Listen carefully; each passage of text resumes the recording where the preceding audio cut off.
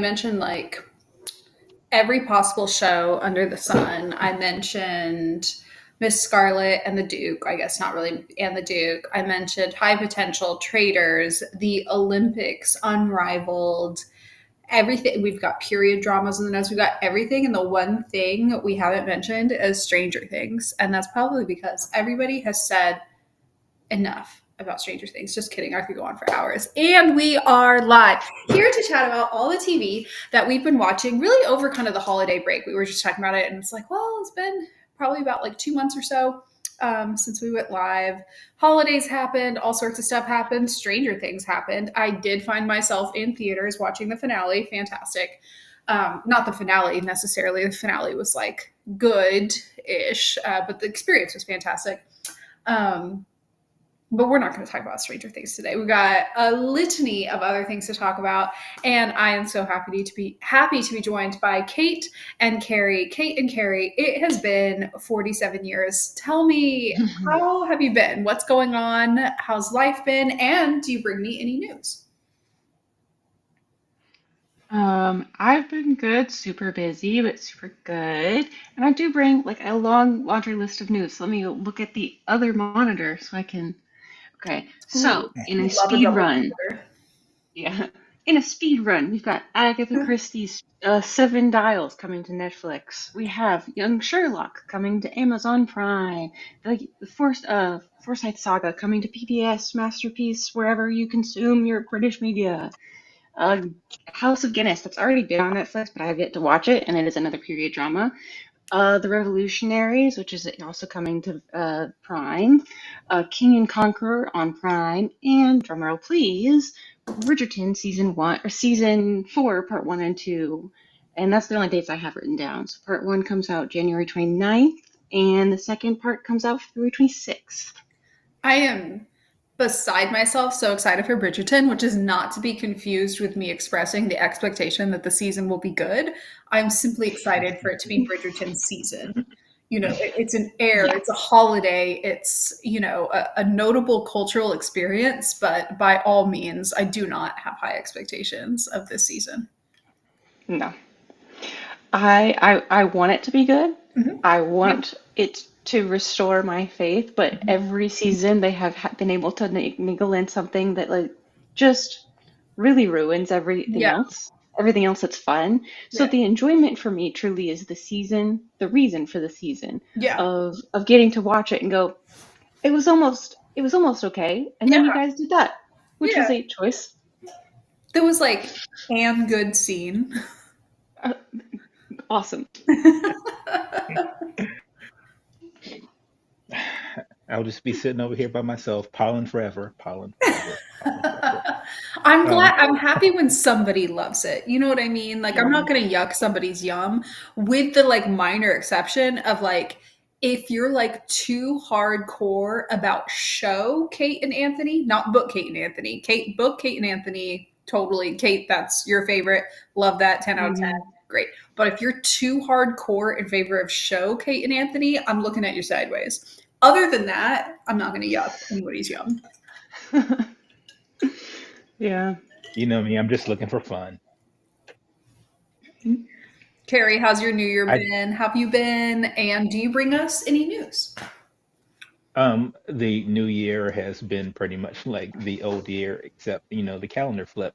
Mhm. Things have been going as well as they can, which is what I always say. It doesn't mean anything is great or anything is terrible, but in terms of the circumstances, they're as good as they can possibly be. So that's a good thing. I don't bring any particular news. I think Kate handled a good portion of that. I did have a question. Young Sherlock, somehow that totally skipped my radar. What's that going to be on, and who is in that?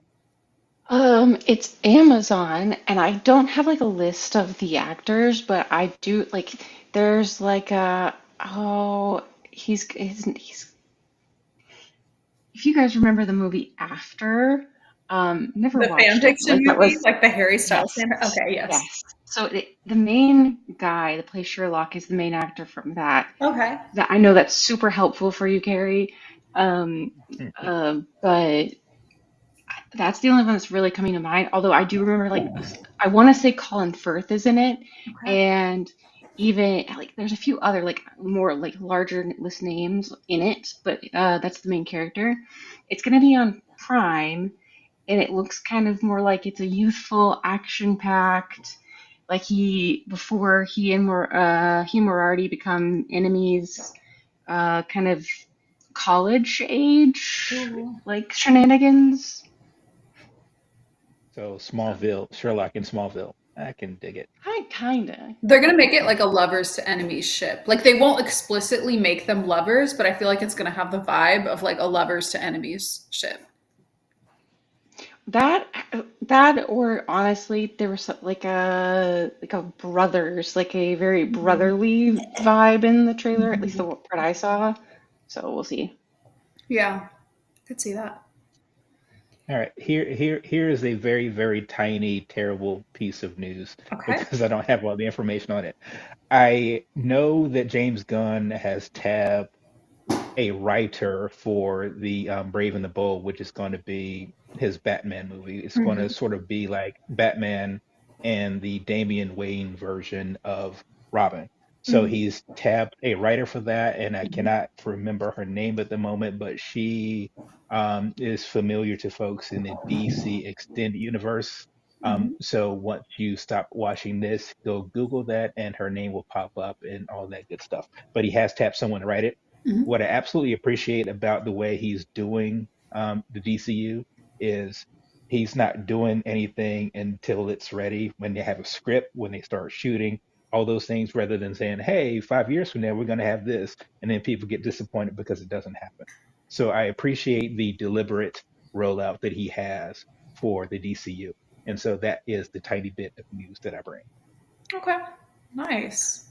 I'm Nice. excited about that. There is some fun stuff on the horizon for DC. I mean, we've got I think it's Supergirl, the movie coming out later Hmm. this summer. There's some things coming up. I'm excited for. So yay. Right around the corner. In fact, I think it's just 2 weeks or so from today. We have the Olympics coming. You know, I turn into a complete Olympics fiend. I am not alone, but that will take over our lives in approximately 2 weeks for the subsequent 2 weeks. And I've decided to be really proactive in letting it take over my life by watching the US Figure Skating Championships and the various other figure skating events in advance of this. So I'm already pre-taken over. You know, like at the beginning of the movie when there's going to be like a zombie spread and there's like one person who's kind of like bite zero, consider me already bitten, right? And I'm just letting you know I'm already there. I've already drunk the Kool-Aid. I've already took the pill, whatever movie metaphor you would like to use. I'm so excited for the upcoming Winter Olympics. And I already have like extreme opinions about figure skating that like nobody cares about. I was about Super to excited. say, if you know your Cammy lore, you know that that's the first one that she's going to be really into Yes. is the figure skating. if you have ever come across my name online, it is Hmm. there's like a 95% chance it is associated with the Sochi Winter Olympics. I'm not sorry. That was a golden age and yeah, throwback Thursday. So, very excited about that. But for now, we have a little bit of a different turn. We are diving back into Miss Scarlet. Pause for and the Duke, like the silent and the Duke, like just like that awkward moment of silence. We're just diving into Miss Scarlet. And we're diving into Miss Scarlet season 6. And for those who may not be watching this live or are watching this much later, at this point, 2 episodes of Miss Scarlet and the Duke have been out and released so far. And we've got a whole season awaiting for us in the wings. So, with that, I'll dive into my first question. And I'm very happy that, like in this particular instance, we actually are all on the same page and we've all watched the same amount. Sometimes it's fun when we watch different amounts. In this case, it's good because this season we see the white whale that we often talk about in relation to other shows, which is this idea of a relationship that's on screen the whole time so far. Granted, that's only 2 episodes. And my question is, how is that working for you so far? I wasn't sure they were going to start it off that way. Like they were hinting at it at the very end of last season, and last season was eons ago, so I wasn't sure. But when like they first opening scene and that was what it was, like was really, really excited that that was where they went. And so far, I think it's really well done. I think you could hear like a little bit of like the postscript on it from the writers. Like, we get it, we understand that we messed up, we waited way too long last time. Now we really Mhm. have to go for it. Yeah. And I think it's funny that they're acknowledging it like softly. And I think they're doing it fairly well. I think there's some other things we'll probably end up talking about a little bit later about how like the past version of romance for her has affected this version. Mhm. And I think that it is due. I just hope it doesn't like it's not drawn out to the point of it being like the entire scope of their romance this season. Mhm. Um, I certainly agree because I don't think that I wanted to come into this particular season for them sort of trying to get these two together. I like the I'm sort of like I like the Blade approach to sort of my narratives and just throw me right in there. Let's just get it in there and see what happens. And sometimes it's like fun to like see how people get to a certain place. Mhm. But we saw the spark that was necessary to see in the last season. So I thought it was appropriate that they put them together right away. And of course, that always brings about the cynic in me, and it's like you're just sort of like waiting what's going to be the thing, right? What's going to be the thing that is going to challenge this, right? And that's obviously some of the fun of it. Probably more of the fun than them getting together is to see how they navigate the things that could probably separate them, right? Mhm. Um, and so, in that respect, I sort of dig what their relationship is. I like where it is. But I also like the fact that, there are some challenges to it in terms of whether it's the secrecy of it all Mhm. or trying to figure out who they are together, who they are necessarily when the work that they do isn't at the center of what their relationship is. So I'm pretty eager to see sort of how that works out. Yeah, it's interesting to see them still have conflict for sure, and Mm. to still have some level of, this sort of Victorian. I know that's probably not the right word, but that Victorian decorum and slower and rapid pace, slower on the physical, more rapid on the like looking forward to a future, and um, to see them, kind of live in what an early stage relationship would look like at that time, with the acknowledgement that an early stage relationship at that time would never typically last long. And so we're given this gift that we don't usually see on screen, which is a relationship actually being played out on screen for a while. And I know it's only been two Mm. episodes, but some time has passed, and some time passed before we see it. We're seeing that relationship for a while. And also, it's during a time period when that would simply never happen, right? You court for a couple weeks, and it's very much part of my French piss or get off the pot. And I'm not even knocking that. I'll defend modern matchmaking. That's fine. However, like, it is something that they're intentionally doing and trying to give us. And I think, to both your points, I think making sure that they give that to us is an acknowledgement that they did mess up and dragging their feet before. And for this show, they messed up in the way that like they lost a cast member, and at this point we can acknowledge like they were still able to kind of make it for the best. But other shows, I think, when doing the same thing, even if you don't lose a cast member, if you lose a significant amount of time, it's only going to turn the show quality for the worse. And by the time they get together, it's kind of like ho hum, and then they're like, why do we have the moonlighting curse? And it's like, well, because you waited for everything to be garbage. But we do see them, working together with some conflict, Miss Scarlet and Inspector Blake, and it isn't seamless. There's not sort of an air of pretense that this is like this perfect euphoric situation. It's certainly romantic. They're not trying to make it seem dark or toxic or anything like that, but it's not seamless. So, how do you feel about the way they've sort of balanced Blake and Eliza's conflict, especially in contrast to her past relationships' consistent conflict? And yes, I will call her and William a relationship, even if they chose Yeah. to not. Y- Yeah. Um, I think I think the most obvious thing is it's a real marker of like Eliza's growth Mm-hmm. since the past one. I mean, because she's much more anxious and like an anxious attachment style versus what has previously been. Mm-hmm. Um, and part of that I think comes down to like her and William had a really specific bond because they were friends in childhood. So there was a level of like, you'll always be in my life no matter how this works out. Mm-hmm. And I think that shaped a lot of their interactions. Whereas it's Eliza has kind of gone completely to the other end of the spectrum where she is extremely protective of this and is very Mm-hmm. worried about changing anything because it could explode and it would not be as easily to salvage in her perspective. I think she also realizes that some of the issues that she had with William was there was a lot of like no boundaries or no lines between personal and professional, Mm-hmm. and they let a lot of their like personal grievances flavor how he would give her jobs or X, Y, and Z, Mm-hmm. and it would flip back. And so I like how they've really made it clear that she is going in a completely opposite approach from this. And I also think that that makes any of their disagreements and like conflicts and things like that feel a lot more of like she's not running headlong into this. She's Mm-hmm. really like methodically thinking about it, and then add into the fact that he is such a like there was a lot of similarities between him and William, but what's so obvious is the differences.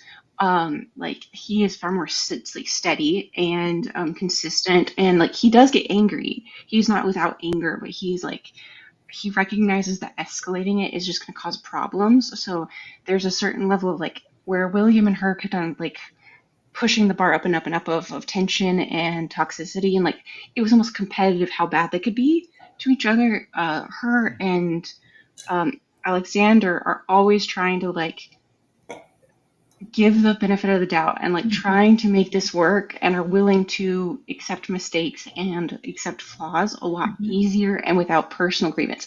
Is Eliza perfect at this?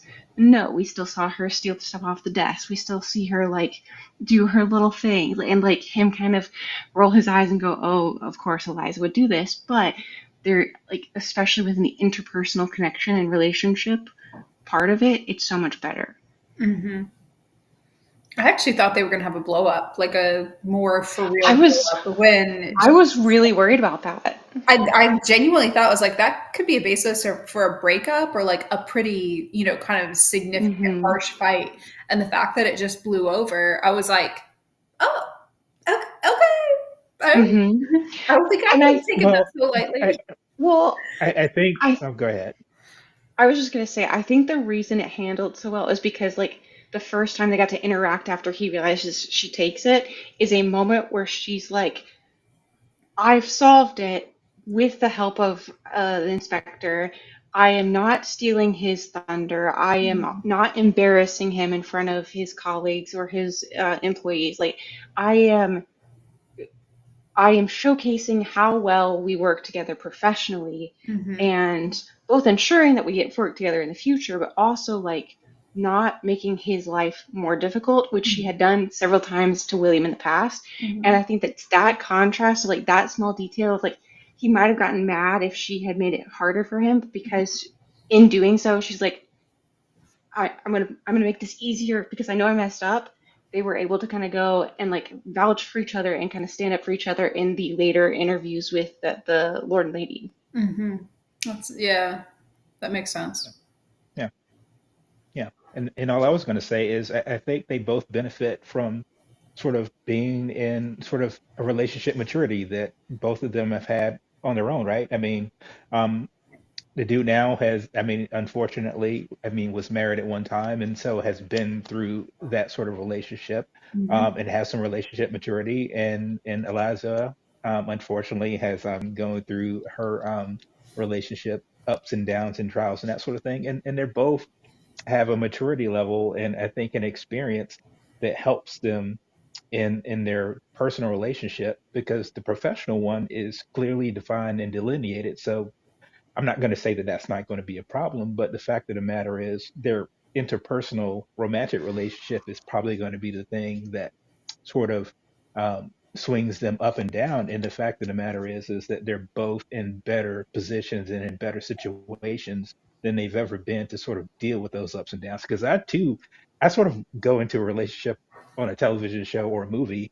waiting for the shoe to drop because that's where most people mine their drama from, right? Mhm. And so I don't know if they're trying to subvert that expectation or they're waiting for something to really significantly happen. But I like the way that they sort of played with that because I was sitting there thinking to myself, no, this is not going to be good. And it turned out that it was. And so I appreciated that sort of narrative way of dealing with that. It made me wonder how bad it's going to have to be for them to have a fight. And then I was like, well, wait, what if they don't really like, I mean, obviously they had their disagreements and whatever, but they didn't really have a like breakup or whatever. And I was like, well, maybe they won't break up or maybe they won't have a huge fight. It just like, there was something almost like more ominous about, and maybe that's just me like primed for toxicity based on like how everything always went with her and William. But like, Hmm. I'm like, okay, so what is she going to do that's going to like actually pull that out of him? Maybe nothing. Or what is he going to do that's going to actually pull that out of her? Maybe nothing. Hopefully not. Like in the real world, we would hope nothing. But I'm like, but I know this show Hmm. and how they like to write, just a little bit of like some like, well, okay, then we're going to scream things at each other, and like, well, maybe not scream, but firmly say things at each other and then have to like apologize for it later. I think this show likes to play with like verbal hurt comfort in like a kind of toxic way, but maybe that's over and now, they're in a more mature phase. But to that end and to the kind of end of writing, some toxicity and some villainy in there. We do see that kind of continue the show's love of difficult or even villainous, probably women in particular. We see that continue with the side characters, and we also have some new characters this season, such as the new woman on the force, and she has a ship as well. So, what characters are working for you so far? Carey, you can go first. I know this is going to be coming out of sort of left field, but I sort of I find myself sort of really interested in what they're doing with Barnabas this Yeah, sort of season.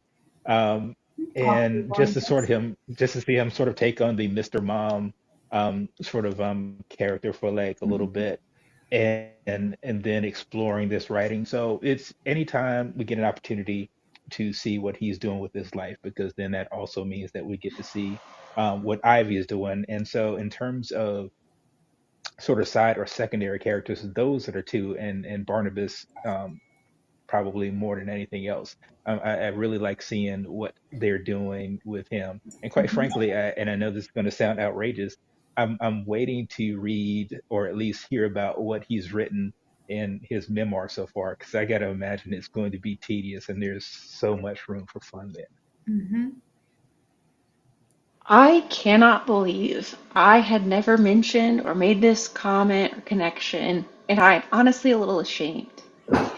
They're the Collinses, okay? Yes. Oh, they are the Collinses, aren't they? They're like the Collinses, but like they got Mhm. married maybe a decade later. That's Yeah. that's them. And Yes. I realize that because like there's some times where I'm looking at Ivy and I'm like, I love you. Why? Why? Like he's a nice guy. Like he's a very Sure. sweet, he's a weird, sweet, awkward man who Uh-huh. has his really specific things.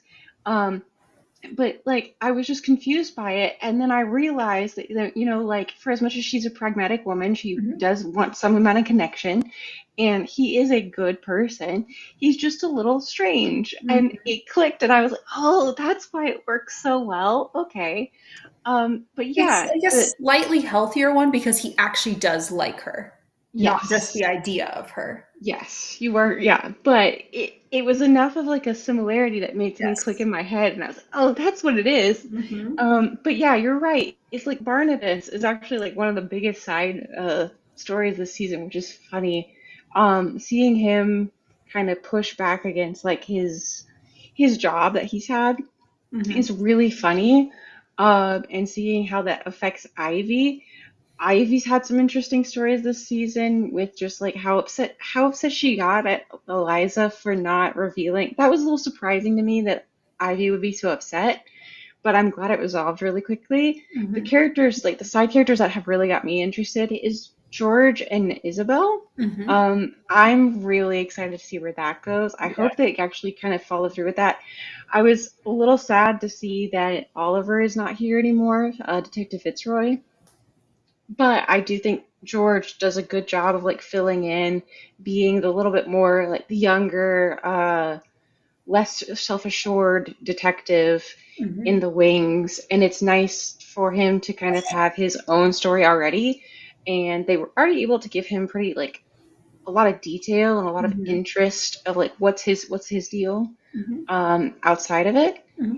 And I'm excited to see what happens with Isabel because there's almost like a mirrored version of like what would have it been like if Eliza and Alexander had met 15 years ago. Hmm. Yeah, kind of like her and William did, but Yeah, a different, what if it went a yeah, different way? It's kind of yes. like heated rivalry. And I know what you're thinking. In what way is the Victorian detective show Miss Eliza and the Duke anything like the gay hockey show Heated Rivalry? I'm so glad you asked. Let me cook. So, in Heated Rivalry, when it starts, you've got these like it's like an enemies to lovers thing. They're like on the opposite side of two rival hockey teams, blah blah blah. And the first, like, I think like maybe 2 episodes, that's kind of really all you're seeing. There's some like other side characters, but this is like a low budget Canada show, so you're just seeing like two rival captains of two teams like fall in love. And then suddenly in episode 3, it takes this turn where it has nothing to do with them. You don't see them. You're suddenly focused in on side characters, and you're getting something from side characters' point of view, where you're seeing two completely other guys fall in love. You're seeing like one hockey player and then like some guy who works at like an artsy coffee shop like fall in love. And then you see their story parallel, and you're like, okay, that's really fun. And from like a fan fiction perspective, like you kind of get it because it's like, okay, you've got this like enemies to lovers trope. And inherently, when you do the enemies to lovers trope, there's like other tropes you cannot do. Like you can't do like meet cute in a coffee shop, or like kind of like domestically casual to like suddenly feeling married. Like there's just like a few things you can't do. Hmm. And so it's like, oh, okay, maybe they're just trying to do these like fan fictiony tropes with this other couple. But then what you actually see them end up doing at the end is this other couple ends up like making their relationship public at some like championship or whatever a couple episodes before the finale. And then that ends up like creating this sort of tone change where the main couple, who are sort of like, they're like together ish but not really, they're still like enemies but they're like they have feelings for it, like gives them this framework of like, oh, we could have been like that. Like it could have been that simple of just like you fall in love, you maybe keep it on the DL for a second, and then you're like, oh, okay, this is what I want, and you make it public, and you don't have this whole big like anxiety attack like ado about it where it drags on for years. And I'm wondering if what they're doing with George and Isabel is kind of that, where it's like they literally just take like the normal, not overthinking it path of just like, hey, I kind of like this person here at work. Are there any rules about? No? Okay, cool. We're going to go to dinner. And then you're going to see like George and Isabel follow like the Victorian timeline of like they're going to court for a couple weeks and then pop out engaged and then married and whatever. And Eliza will be like, well, why was I spending decades of my life overthinking literally everything when it didn't have to be that deep? Do you know what I mean? That's what I think. Yeah, I can see that because yeah, I did like the scene where George comes to Alexander and is like, is this okay?" And Alexander very clearly is like, "Is he talking about me?" Um, It's this play about that us. yeah, is this play about us? So I did like that like contrast and that like parallel, I guess is a better way of saying it. That yeah, that's a funny way we could go with it, and I could see that happening. They do like parallels. They do like both in like the secondary storylines as well as like the story of the day, the story of Mhm. the episode. They like to do that, and I could really see them doing that, and kind of going, okay, we get it, guys. We messed up with the last romance. We're gonna give you all the romance, and you're not gonna be. It's gonna be fine. Please don't leave again. Some bickering, some romance. Yeah. Yeah. Uh, yeah, I can certainly see that happen because one of the things that I've noticed about this season, and maybe I just didn't necessarily pay attention to it in seasons before, right?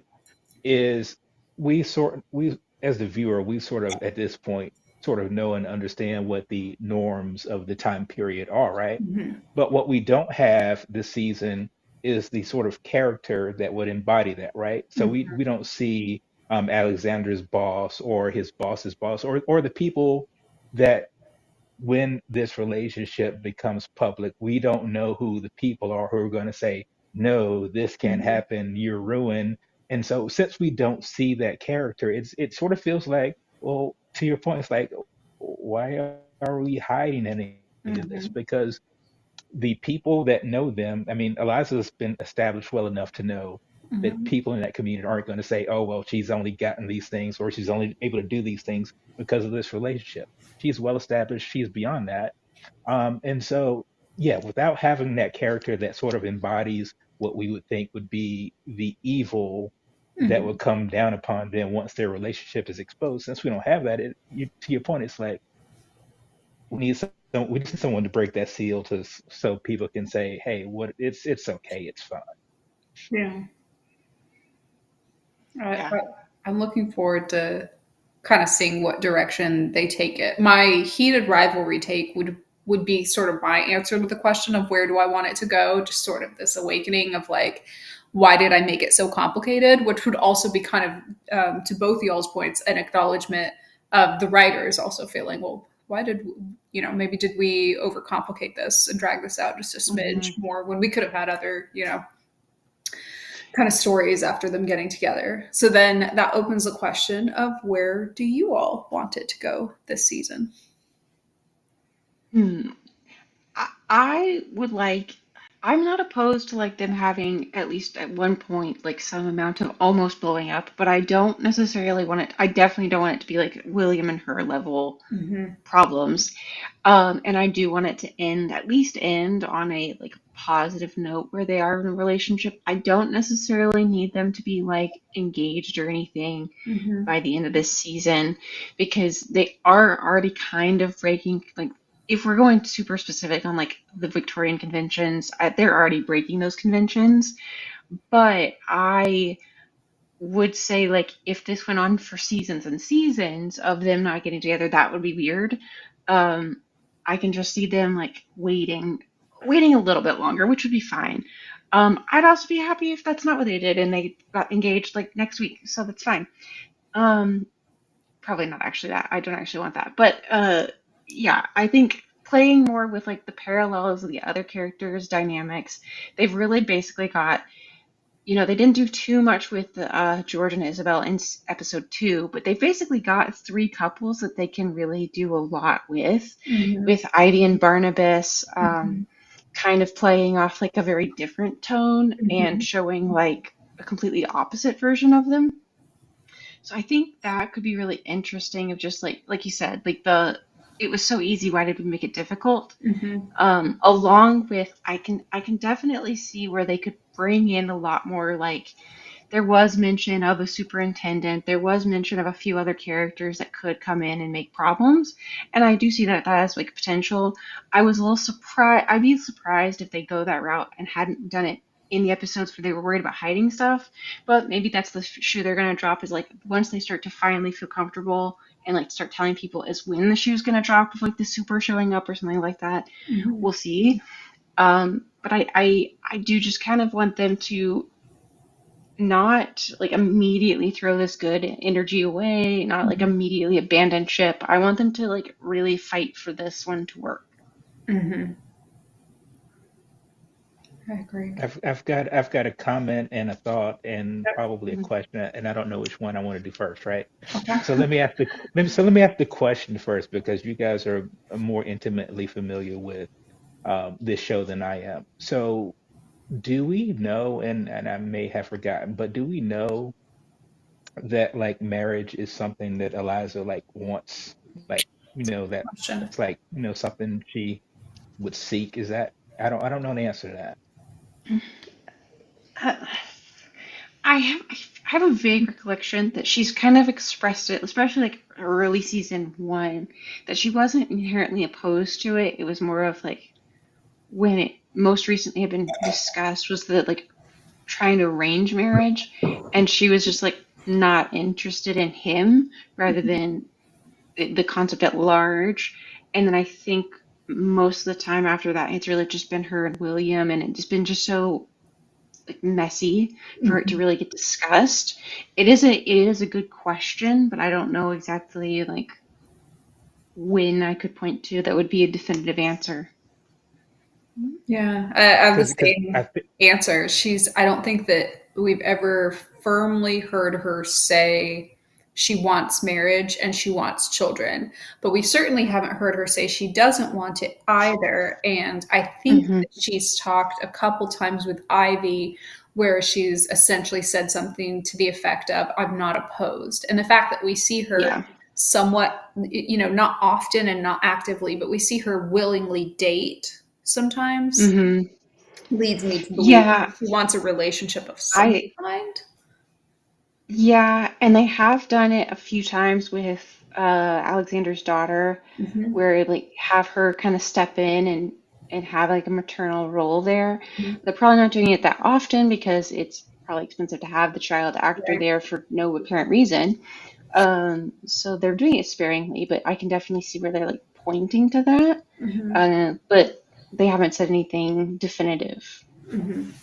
yeah, because I'm also thinking if the inspector has said, "Hey, I've been married before. I don't know if I want to go through that again." So maybe that'll be some conflict that they both have, and that'll be interesting to see. So that was the thought, or at least that was the question. My prediction, and I don't even want to call it prediction, but I feel like there's going to be a wedding this season, but it's obviously not going to be the inspector and Eliza. Obviously, I think it's going to be our side characters. I agree. And I think Yeah. yeah, and I think that the inspector and Eliza will have significant roles in that wedding and sort Hmm. of get that sort of like, huh, this is what this looks and feels like. So I that will happen. The absolute thing that I sort of wish and want to happen against uh, is for for Ivy to start reading some of Barnabas's his memoir and somehow trick him or decide that she wants to ghostwrite some Ooh, work of her own and it ends up being the story of Eliza and Inspector. That would be freaking awesome. that would be cute. Yes, for That would Ivy to be, be like the storyteller in the end. That'd be yeah. cool. I'd like That that. would be really fun. I don't know if they'll do that just because they very recently gave her like a I want a life of my own, I want a Hmm. career of my own storyline. Not saying that it won't happen and not saying that I don't love that idea because I do. I'm just saying that I don't know if that will happen because they already gave her that. But I could very much see them like pull out of left field. Like once she finally reads the thing, she's like, oh, there's a bunch of like big areas of like him describing in detail fluids, but then like in between it's like really poetic parts and like she just has to like be a really good editor and like they become like a husband and wife like romance novel pair because she does like he writes all the stuff and then she goes now this is the interesting part and let's That That would would be be cute. awesome. Well, that leads us to our next segment as we start talking about other stories and other writings, which is what else we have watched this week, which in this case is what else have we watched in the last like 8 to 10 weeks, because it's been a minute. So for me, I Mhm. picked just one thing to highlight. I will let you choose your own adventure on that. And Carrie, would you like to kick us off? Unfortunately, it'll be short and sweet. I think I've probably watched um, two things, but there's probably only one that I probably want to talk about. Okay. I've been watching the show called Sheriff Country. Mhm. It's one of the I think it's like a spin-off show of like Fire Country. I've never seen Fire Country, but I came upon Sheriff Country because and I forget how to pronounce her name, but Morena Baccaran, I Oh, think is yeah. how it's pronounced.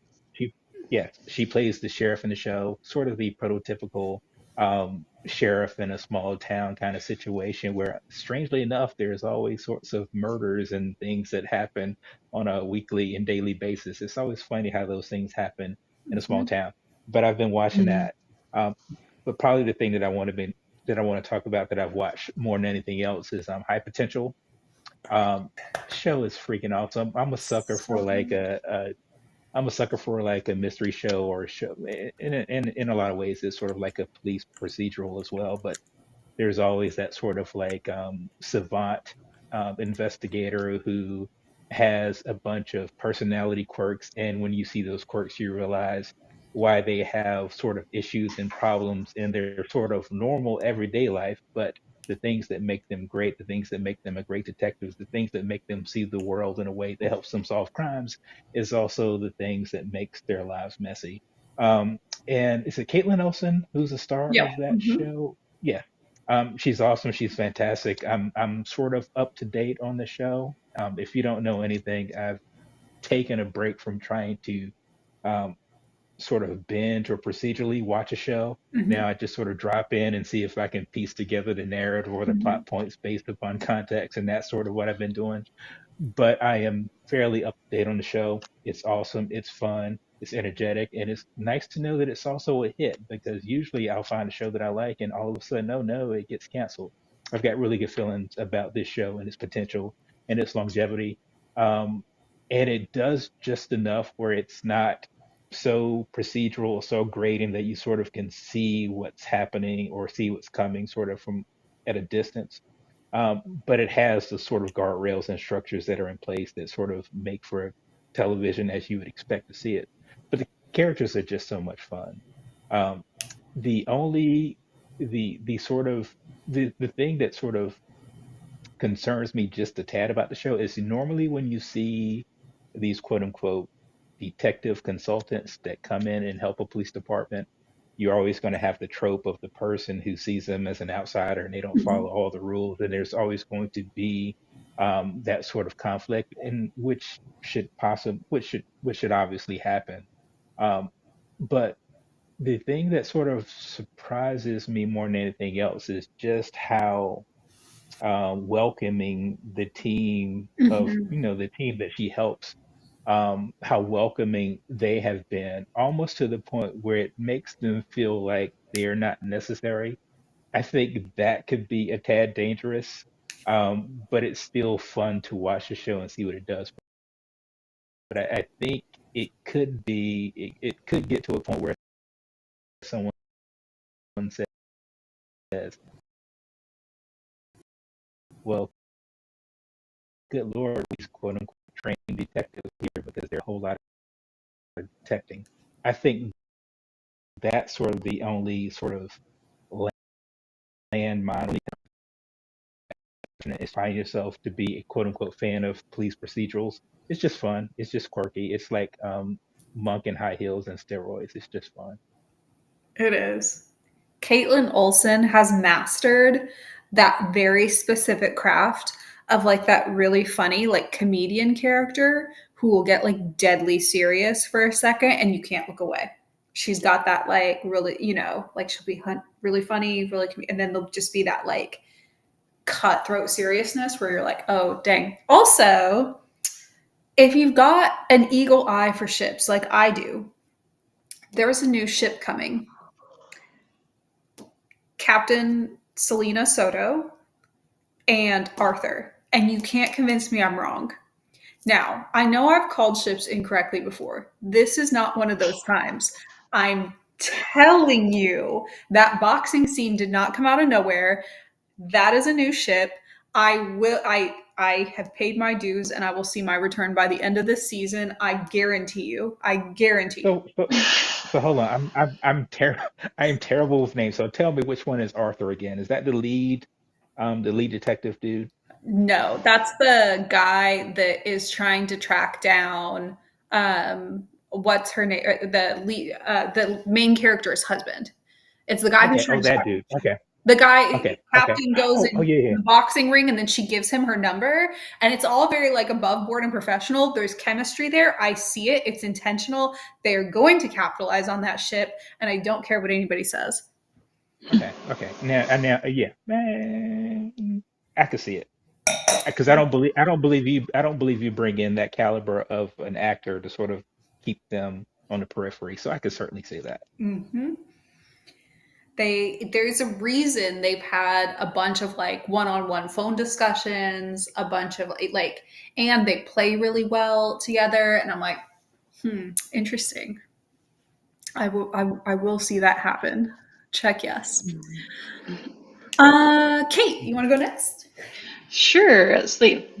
I've watched the one episode. I have not watched the second episode of All Creatures Great and Small, Mhm. one of my faves. It comes back after I think like a 4 or 5 year jump. Mhm. So basically, for last 2 seasons, they've been dealing with World War II, and now they're coming out of it. And at the end of episode 1, World War II is officially called over. It's done. And the first episode really explored their housekeeper, Mrs. Hall, had actually left. So it starts off with her being gone, and the big trip really is them trying to convince her to come back. And there's a guy in it that called Siegfried, and he is a lovable guy, but he gets in his own way a lot, and he pushes people away at the drop of a dime.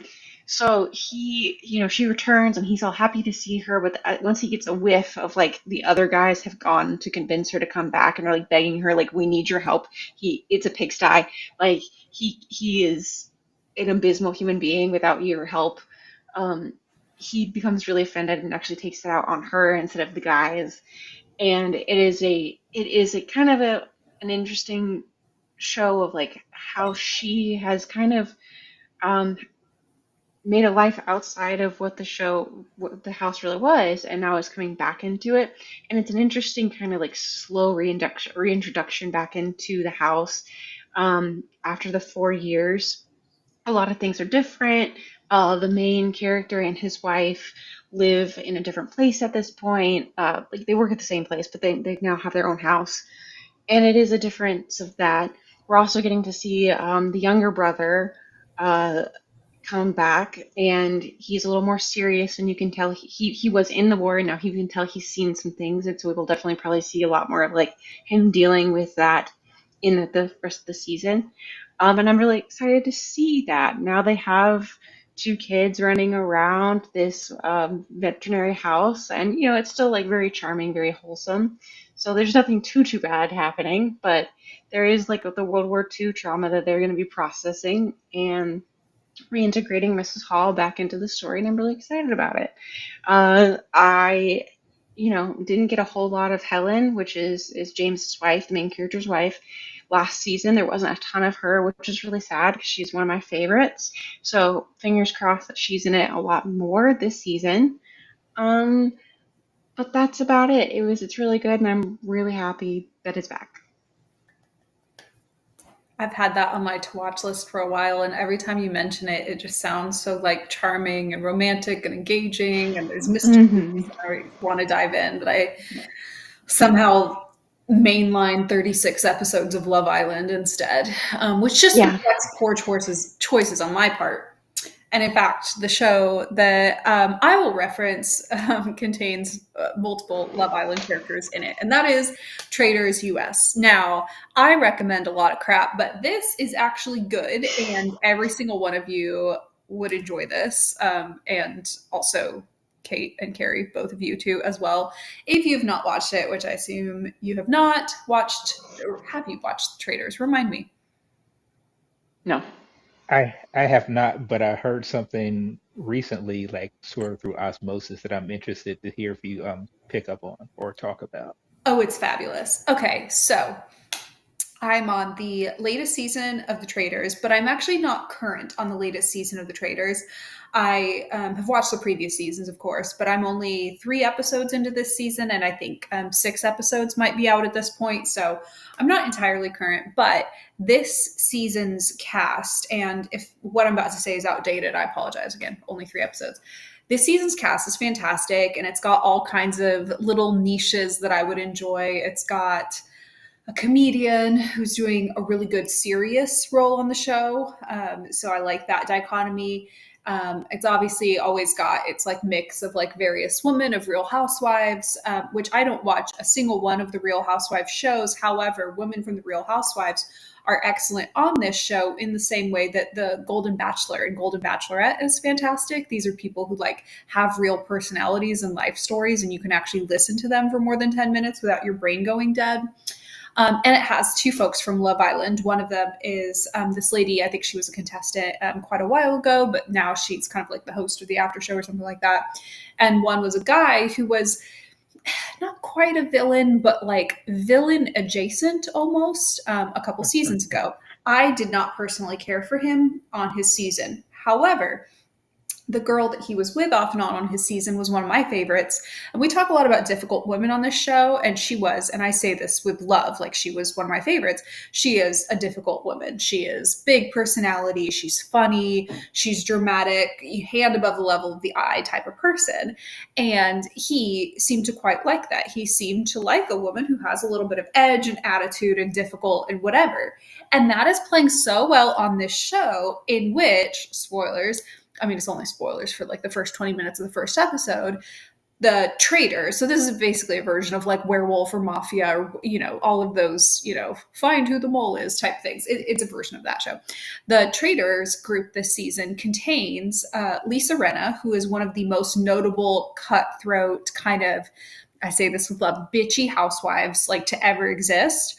And she's also like in her mid to late 60s.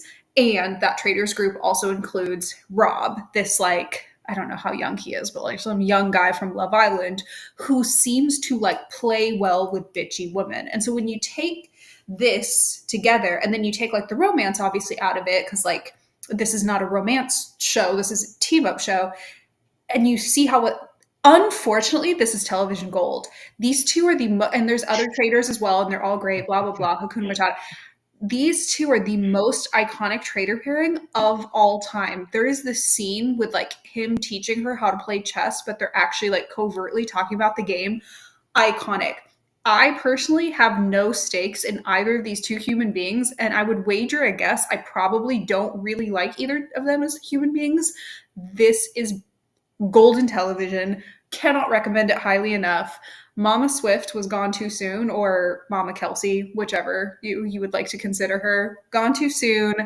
Also, I don't really get why they thought she was a traitor, but I feel like that was kind of a production choice to get her off because she was like mid 70s and they were like, okay, she's been on long. I don't really know. But she did her time. Great. RIP. That's not the traitor story to be focusing on. It's Lisa Renna and Rob from Love Island. Unfortunately, that is the story here.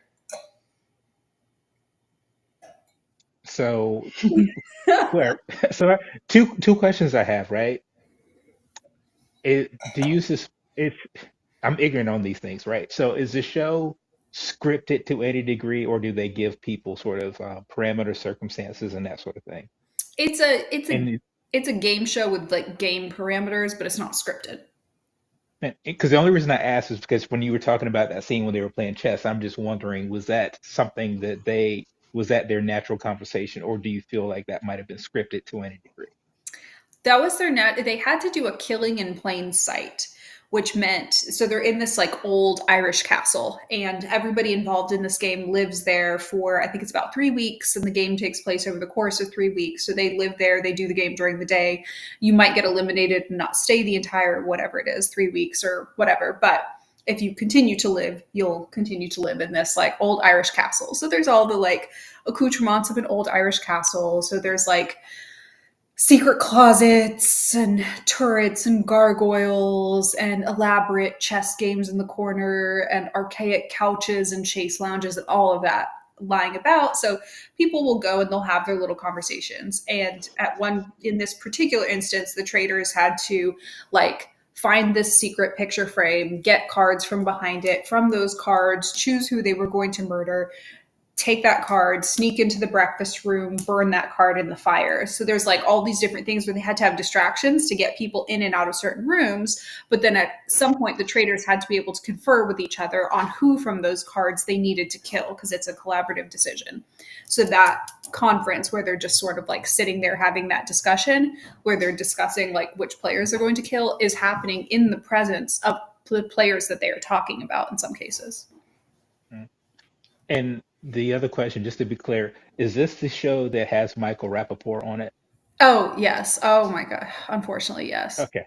Yeah. And so that was sort of the osmosis that I've heard. Ooh. Like, What I did don't you? want to. So no, what I've heard is, and I'm assuming this is in an episode that's already happened. Basically, what I've heard is that like no one on the show liked him at all. Oh, Probably even the people who were doing the show couldn't he's stand him. awful.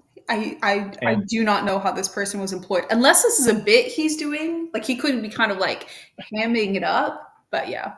well, yeah, I think it's probably a little bit of both to whatever degree. He's always been sort of an acquired taste Mhm. in terms of the things that he's done before. But yeah, I've just heard he's been like a total terrible person on the show. Yeah. And so yes, that's what I've heard. Yeah. And I didn't and I don't know if I didn't want to spoil anything about what else I've heard, so I won't say anything else. Well, hopefully you've heard he's gone. I don't know if he's gone or not because I Okay. haven't gotten to that point, but I'm rooting for him to be gone. I don't believe he's a traitor. There are some hidden traitor elements, so like it is, I suppose, theoretically possible he could be a hidden traitor, but we know who the traitors are to a Yeah. large degree. So yeah, you know, and you're a pro spoiler person. So from what I've heard, he is gone, Thank and God. when they got rid of him, it wasn't because they thought he was the traitor. They just wanted him freaking gone. Thank you. That's what I wanted to happen last time. Like this for the last two like voting circles, they have had like a decent lead on who could be the traitor. One time they got it wrong, one time they got it right, but it's been kind of like they had some like if you've ever played social deception games or watched deception games, at the beginning of the game you kind of have like weak evidence where you sort of read body language, you sort of said or heard this, but like nobody has any real evidence. And at that point, it's real hit or miss. They have hit and they have missed.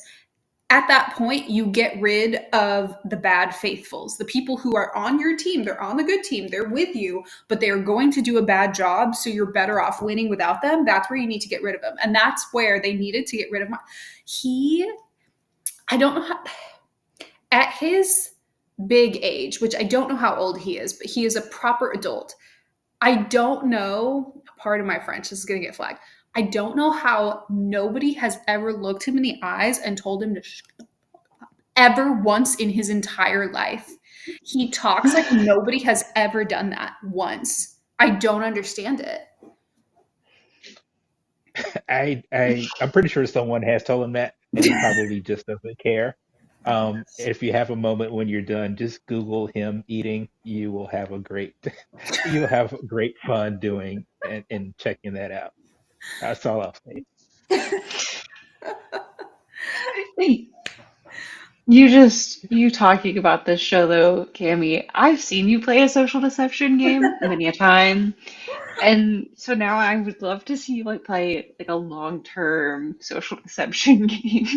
I would do this show if I could do it truly anonymously, I guess is what I would say. Yes. If I, Well, and I yeah. The math well, and I was trader. yeah. Well, and I was about to say I've seen like I said, I've seen you play it, Uh huh. and there's a high likelihood that if you were a traitor, you would be out immediately. I could if they're gonna make me a traitor, you may as well just not put me on the show because if I'm a Don't put it traitor, on. I'm gonna be out. Like I won't even no. If I'm a traitor, just vote. Everybody just Just vote. vote. But if I'm a I faithful, like I feel like I would do a yeah. decent, not a great job, but a decent job of hunting traitors. Most importantly, I would have fun, but I would only do that if I Yeah. could do it truly anonymously. So RIP. Now, I have Mm. ranted about men long enough. It is time for the highlight, the positive end, the lovely segment, which is our Women of the Week. Now, we've had a lot of weeks since we last met, so you've had a lot of women to pick from. Kate, I will let you start with this one. And it's always a thing that I forget to prepare. But the one I was thinking of is a movie I have on my watch list that I want to watch, just have not gotten around to it because I said I would watch it with my mom. Oh. Is The People We Meet on Vacation. Mhm. And that is a Emily Henry book turned movie. I have talked about Emily Henry before. She writes, they are romance novels, but they are very much of like Austen persuasion but of a modern variety where there is more going on. Just like it is through the lens of this, Mhm. and it is kind of a commentary on like certain things that we do as a society. So there is depth to it. I mean, not to say that there isn't in other stuff. I'm just saying like that is what really engages me about her is that she is like it's lighthearted, it is focused on romance, but there is like an element of commentary outside of.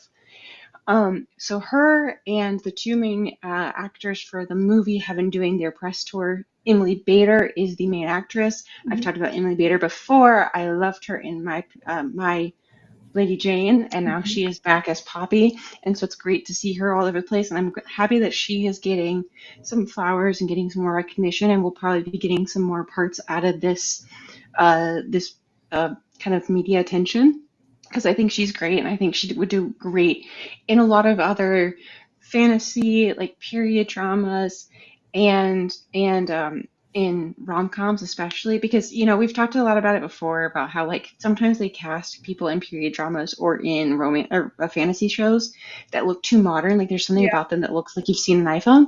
Yeah. And she can pull off either or, and I think that that's a really great skill to have, while also being able to do comedic, dramatic, intense. Like she can really manage the whole range. And so I am excited to see her in this movie, and I'm excited to see her probably get in more roles in the future because of this movie. I've been wanting to watch it too, and I haven't even read the book.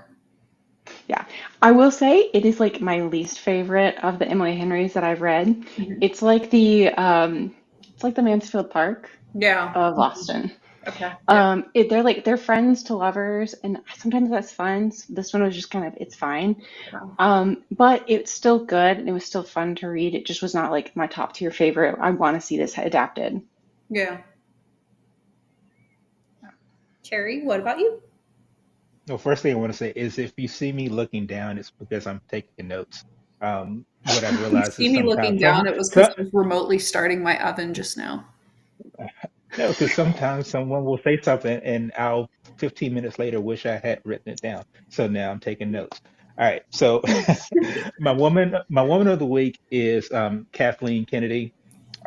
She stepped down as the president of Lucasfilm. She was in charge of that from 2012 until this year. And quite frankly, I did not know that she was around for that long.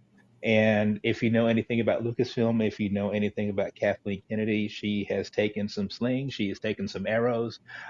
She and quite frankly, Star Wars and Lucasfilm has had some misses during her tenure, but it's undeniable that during that tenure she was been in charge of films that have grossed, I think it's $11 billion worth of freaking B. Wow. She's overseen five of the 50 top grossing films of all time. I mean, those sounds like hits to me. And like I said, while she has had, or while Star Wars have had some misses during her tenure, they probably had some of their most significant Star Wars properties during that time. Rogue One is a fantastic war movie that just happens to be Star Wars. Andor is a fantastic war series that just happens to be freaking Star Wars. The Mandalorian is a popular and critically acclaimed Star Wars property that happened under her watch. Um, there has been, five of the 50 top grossing films have come under her watch. The Force Awakens, The Last Jedi, which is one of my favorites, even though I know it's incredibly divisive. The Rise of Skywalker, I know it's incredibly divisive, but made a crap ton of money. And Rogue One and Phantom Menace, all under her tenure. So if you're going to give her the slings and arrows, it's appropriate that you give her the flowers as well. Um, when she stepped down, she had named Dave Filoni and Linwin Brennan, I think is how his name is pronounced, as co-presidents. And it cannot be lost on anyone that after she stepped down, she had to appoint two people to do the job of one woman. That's why she's my woman of the week. I love that. And I love a lot of her work. So it's quite a legacy of work behind her. Well, my woman of the week, I mentioned Unrivaled earlier, is from Unrivaled. It is the great, the one and only Chelsea Gray. So, Unrivaled is going right now, which is a 3v3 league, pulling some of the top players from the WNBA. And the defending champion team is the Roses. So, these teams are not like allocated to specific cities, they're just like vibes. And Chelsea Gray's on the Roses. So they're, right now they're kind of middle in terms of record, but Chelsea Gray herself has been phenomenal. And there was one great game in particular recently where they were behind by quite a bit. And when I tell you, she just stole the ball, sunk a three, stole the ball, sunk a three, stole the ball, sunk a three, like 3-4 times back to back in the span of like 1 minute. She is incredible. She is absolutely like what they talk about when they're like cheesy, like this is Chelsea Gray is truly unrivaled. Incredible. All the women of Unrivaled are doing fantastic, but Chelsea Gray is just playing on a whole other level in what is really like, and I, it pains me to say it, but it's like kind of just like a glorified rec league. She is still delivering like the most top-notch basketball, makes it incredible to watch. 10 out of 10. I'm rooting for her to win whatever it is she wants to win out of this, whether that's another championship, break more records, just have a good time. 10 out of 10. So Chelsea Gray's my woman of the week. Awesome. And she represents Duke in my hometown, the Bull City, Durham, North Carolina. Yes, she So, does. one of my favorites too. I think this is not the first time that I have picked her as well. I think I have picked her at least once before, so that says something about it. Also, my cat's trying to scratch my toes. So that's our cue to wrap up. This was fantastic. I've missed getting to debrief with you guys. It will not be 2 months before I see you again. It'll just be hopefully a couple weeks or so. You will be forced to listen to me talk about the Winter Olympics at some point, either during or after said events. And until then, enjoy whatever it is you will be watching. Carey and Kate's information is in the description down below if you want to go chat with them on various social media about what they've talked about. And with that, bye.